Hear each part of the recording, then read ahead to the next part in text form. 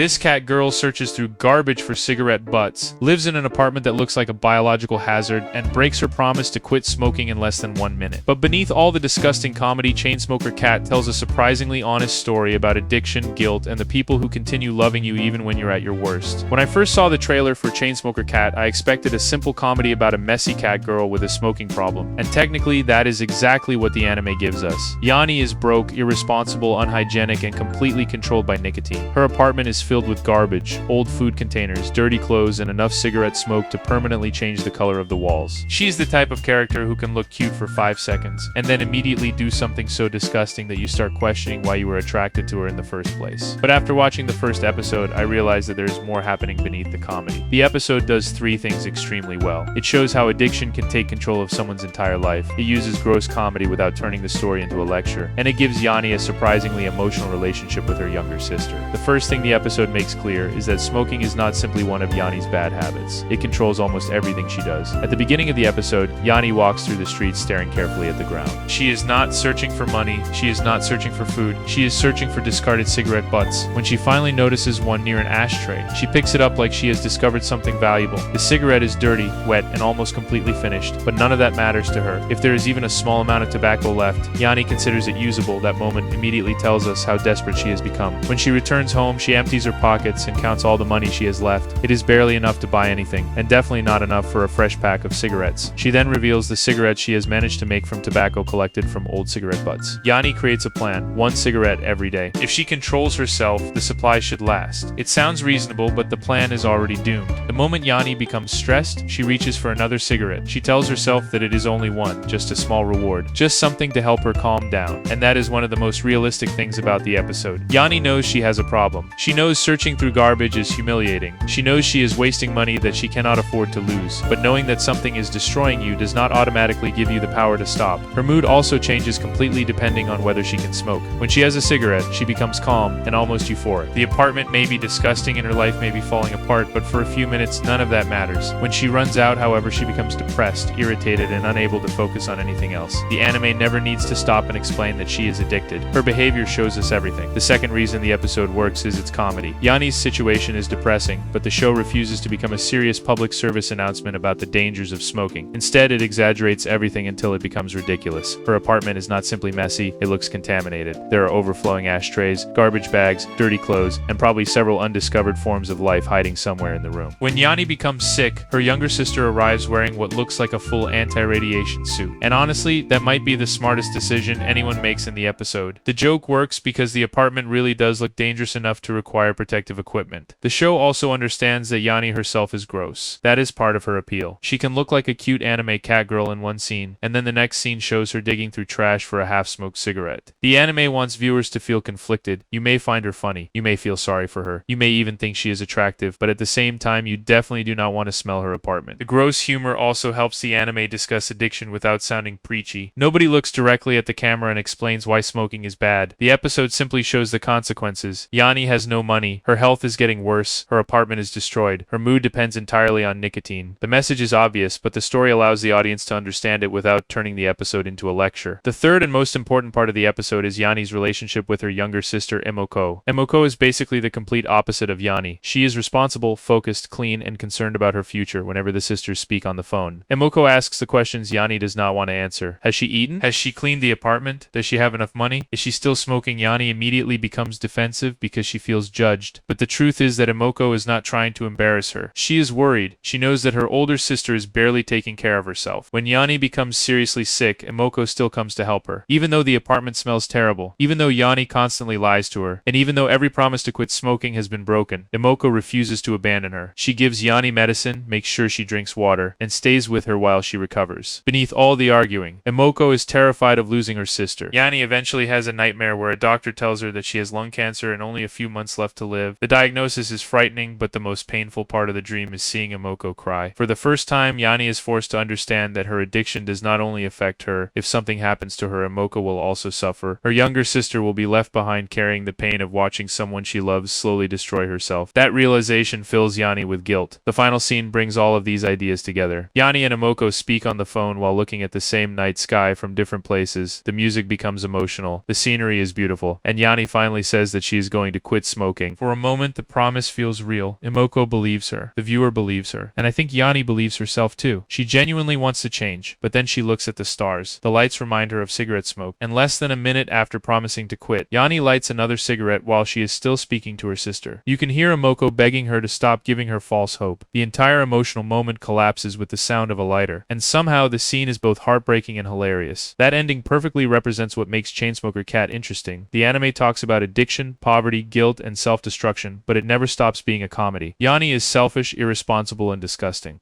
But she is also lonely, ashamed, and aware that she is disappointing the person who loves her most. She wants to change. She simply does not know how. For now, Chainsmoker Cat is gross enough to make viewers uncomfortable, funny enough to keep the episode entertaining, and emotional enough to make Yani feel like more than a simple joke character. The real question is how far the anime will go. Will Yani slowly improve, or will every episode push her lifestyle into even more disgusting territory? Let me know what you thought about the first episode. Did you find Yani funny, or was she simply too gross to watch? And do you think she will ever actually quit smoking? Like the video, subscribe for more anime breakdowns, and I'll see you in the next one.